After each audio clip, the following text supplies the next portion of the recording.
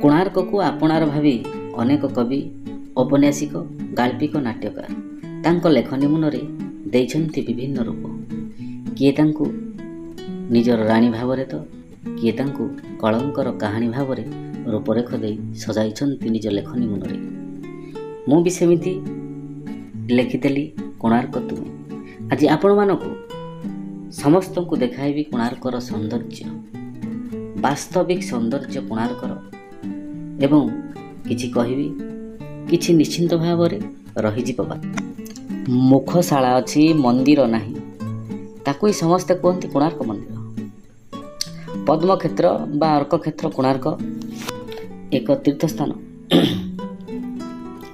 କୋଣାର୍କ କେବଳ ଓଡ଼ିଆ ଜାତିର ଭକ୍ତି ମାନସର ପରିଚାୟକ ନୁହେଁ, ଓଡ଼ିଆ ଶିଳ୍ପ ପ୍ରତିଭାର ମଧ୍ୟ ଏକ ଅକ୍ଷୟ ସ୍ତୁତିସ୍ତମ୍ଭ,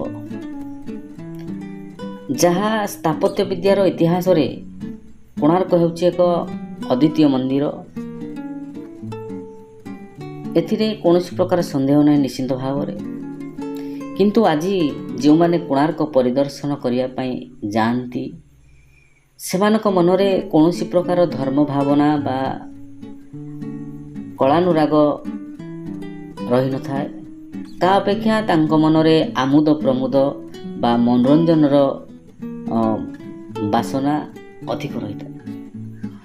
କୋଣାର୍କ ଆଜି ଆଉ ତୀର୍ଥଭୂମି ବା ଶିଳ୍ପ ଅନୁଶୀଳନର ପୀଠ ହୋଇ ରହିନାହିଁ। ଆଜି କୋଣାର୍କ ଆନନ୍ଦ ବା ଆମୋଦ ପ୍ରମୋଦର ଏକ କ୍ରୀଡ଼ାଭୂମି ହୋଇଯାଇଛି।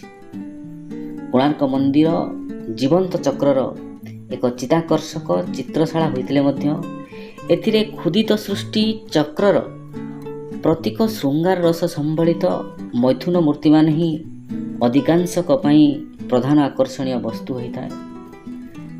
କୋଣାର୍କର ଏହି ମୈଥୁନ ଚିତ୍ରମାନ କୋଣାର୍କ କଳାର କଳଙ୍କ ବୋଲି କେତେକ ବିଦ୍ୱାନ ମତବ୍ୟକ୍ତ କରିଥାନ୍ତି। ଅନେକ ମଧ୍ୟ ଏହି ଦୃଶ୍ୟଗୁଡ଼ିକ ପ୍ରତି ମନରେ ବିତୃଷ୍ଣା ଭାବ ପୋଷଣ କରିଥାନ୍ତି। ମନ୍ଦିରର ନିର୍ମାତା ସେହି ସମୟର ସମାଜ ଜୀବନ ଏବଂ କଳିଙ୍ଗ ଶିଳ୍ପୀମାନଙ୍କର ଚିନ୍ତାଧାରା ସେ ସମୟରେ ଅତ୍ୟନ୍ତ ନିମ୍ନମାନର ଥିଲା ବୋଲି କେହି କେହି କହିବା ପାଇଁ ପଛାନ୍ତି ନାହିଁ।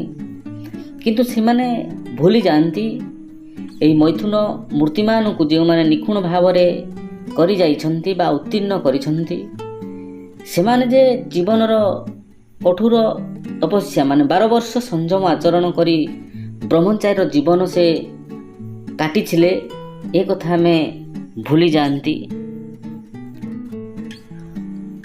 ତମେ ନିଶ୍ଚୟ ଦେଖିଥିବ କୋଣାର୍କ ଶିଳାରେ ଅଶ୍ଳୀଳ ଆଦିମ ରସ ବିନ୍ଦୁ ବିନ୍ଦୁ କେତେ ସତେ ଝରେ, ଲଜ୍ଜାର ରକ୍ତିମ ରାଗ ଲାଗୁଥିବ ନିଶ୍ଚେ ତୁମ ଗଣ୍ଡେ, ଦୃଷ୍ଟି ତୋଳି ଚାହୁଁଥିବ ଯଦି ତୁମେ ପ୍ରତିଶିଳା ଖଣ୍ଡେ, ବିରକ୍ତ ବି ହେଉଥିବ ଏଇ କ'ଣ କଳା କୌଶଳ, ନିରେଖି ହୁଏନି ଚାହିଁ ଏତେ ନଗ୍ନ, ଏତିକି ଅଶ୍ଳୀଳ, ତମେ ଖାଲି ଦେଖିଅଛ ରୂପସୀର ଅନାବୃତ ବକ୍ଷ, ପାଷାଣ ସେ ବୁକୁ ଚିରି ତମେ କେବେ କରିଛ କି ଲକ୍ଷ୍ୟ, କେତେ କଥା କେତେ ବ୍ୟଥା ଲେଖା ଅଛି ପ୍ରତିଟି ମରମେ, ସେ ବୁକୁର ମୂଳ ଭାଷା ଶୁଣିଛ କି ତମେ କେବେ କ୍ଷଣେ, ଅତନୁ ପରଶ ନେଇ ତନୁ ପରେ କେତେ ତନ୍ୱୀବଧୂ, ଦୀର୍ଘ ଶ୍ୱାସ ସାଥୀ କଲେ ବୁକୁ ତଳେ ସଞ୍ଚି କେତେ ମଧୁ,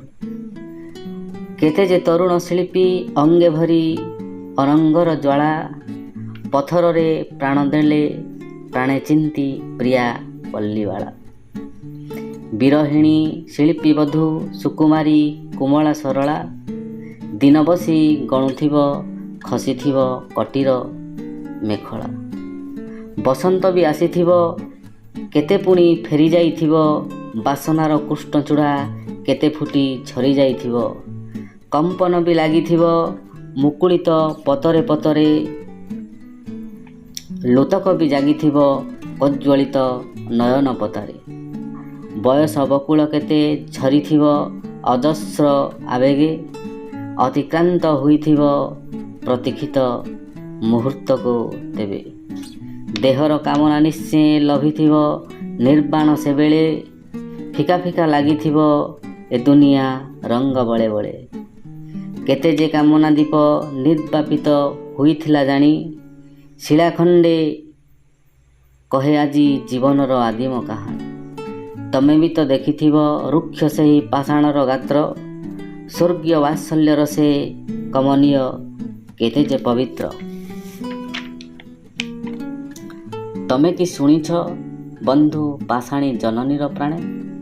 ବିଧୁରା ଜନନୀ ପ୍ରାଣେ ଅହରହ ଗୁମୁରି ବାହୁନେ। କାନ୍ତ ବିରହିଣୀ ହାୟ ନିରିମାଖି ଦୁଃଖିନୀ ଜନନୀ। ଚାହିଁଥିଲା 12 ବର୍ଷ କାନ୍ତ ଆଉ ପୁତ୍ରର ସରଣୀ। ଫେରିଲେନି ପତିପୁତ୍ର ଚନ୍ଦ୍ରଭାଗା ନେଲାକାରେ ବରି। ପ୍ରତିଶିଳା ବୁକେ ଆଜି ସେ କାହାଣୀ ଝୁରୁଛି ଗୁମୁରି। ଯାହାଙ୍କର ଦୀର୍ଘଶ୍ୱାସ ଝାଉଁ ଗଛ ପତରେ ପତରେ। ଆଜି ମଧ୍ୟ ସଞ୍ଚାରିତ ବ୍ୟଥା ଆଉ ବେଦନାର ଭାରେ। ଯାହାଙ୍କର ଆଖି ଲୁହେ ଲବଣାକ୍ତ ଚନ୍ଦ୍ରଭାଗା ଜଳ। ଯାହାଙ୍କ ହସ ଚୁରାଇ ହସେ ଆଜି ପ୍ରତିଶିଳା ଫୁଲ। ଯାହାଙ୍କ ମନର ମରୁ ଅକାତରେ ଦେଇଅଛି ଢାଳି। ଚନ୍ଦ୍ରଭାଗା ବୁକୁ ପରେ ସରୁ ସରୁ ଏତେ ସୁନାବାଲି। ସେମାନେ ବିସ୍ମୃତ ଆଜି ଅନାଦୃତ ସେମାନେ ତ ଆଜି। କେ କାହିଁ ଜାଣେନା ତାଙ୍କୁ ସେମାନେ ତ ଯାଇଛନ୍ତି ହଜି। ରାଜକୀୟ ବିଳାସରେ କେଉଁ ଏକ ସୌକିନ ଖିଆଲେ। ନରପତି ନରସିଂହ କୋଣାର୍କ ମନ୍ଦିର ତୋଳିଲେ। ସିଏ ଆଜି କୀର୍ତ୍ତିମୟ କୋଣାର୍କ କଳା କୌଶଳେ। କୋଟିଏ ବିକଳ ଆତ୍ମା ଆଜି ଯେଉଁ ଅତଳ ସାଗରେ। କୋଣାର୍କ ଦର୍ଶନେ ତମେ ବନ୍ଧୁ ମୁଗ୍ଧ ହେଉଥିବ।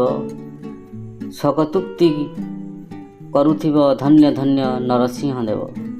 କିନ୍ତୁ ମୁଁ ଦେଖୁଛି ବନ୍ଧୁ ଚନ୍ଦ୍ରଭାଗା ଶିକତା ବେଳାରେ। ମୁଁ ଆଜି ଶୁଣୁଛି ବନ୍ଧୁ କୋଣାର୍କ ଶିଳାରେ ଶିଳାରେ। ଅୟୁତ ଆଖିର ଲୁହ ହୃଦୟର କରୁଣ ଉଚ୍ଛ୍ୱାସ। ଯାହା ଲାଗି କୋଣାର୍କ ଶିଳାପୁଷ୍ପ ଆଜି ସୁରଭିତ। ନରସିଂହ ରହିଯାନ୍ତି କାହିଁ କେଉଁ ମନର ଗହ୍ୱରେ। ମୁଁ ଆଗେ ପ୍ରଣତି ବାଢ଼େ ଶିଳ୍ପୀ ଆଉ ଶ୍ରମିକ ଆତ୍ମାରେ। ଇତିହାସ ଲେଖେ ନାହିଁ ଶ୍ରମ ଆଉ ସ୍ୱେଦର କାହାଣୀ। ହୃଦୟ ମନ୍ଦିରେ ଲେଖା ସେଇ ନାମ ତାଙ୍କରି କରଣୀ। ଶିଳାରେ ଶିଳାରେ ଯିଏ ଲେଖିଗଲେ ଶିଳାସତ ଦଳ। ମହାକାଳ ପାରିଲାନି ମାରିଯାରେ। ଆପଣଙ୍କୁ ମୁଁ ଏପର୍ଯ୍ୟନ୍ତ ପ୍ରତିବାରାଙ୍କ ଶିଳାପଦ୍ମ ଉପନ୍ୟାସରୁ କହୁଥିଲି, ଯାହା ଆପଣମାନଙ୍କୁ ନିଶ୍ଚିତ ଭାବରେ ଖୁସି ଲାଗିବ ବୋଲି ମୁଁ ଆଶା କରେ। ଧନ୍ୟବାଦ। ନମସ୍କାର। ଜୟ ଜଗନ୍ନାଥ।